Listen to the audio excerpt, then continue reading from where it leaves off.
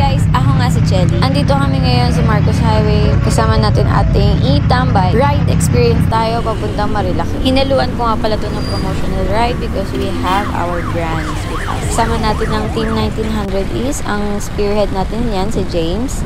Meron din tayong mga individuals, walang grupo. Tulad niya ni Ate Lynn. Jet lit ng e-biker!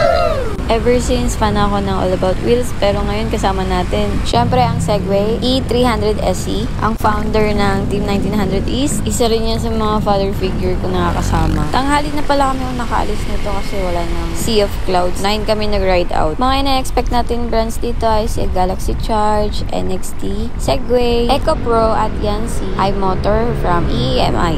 Okay. So, mag-stop over muna tayo dito sa Shell Boso-Boso. So, photo off and video off lang tayo dito. Then, pupunta na tayo sa venue natin na sa JCL. Kambingan and Bulaluhan.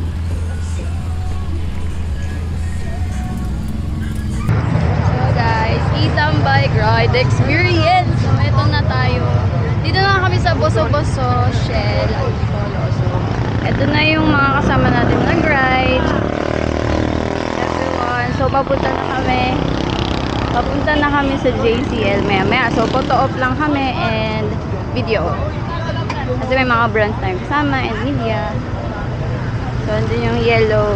Si Kuya Gio na All About Wheels. Shout out sa'yo. Mapset na ako para dito So, mapset ako boss, umabsent daw siya. May sticker ka pa dyan? Sticker ka pa? Ay po, dito na? Oo, dito na. Sige. Nosotros nada, contigo sí, contigo sí, contigo sí. Ay, ay, yo me voy contigo. Ay,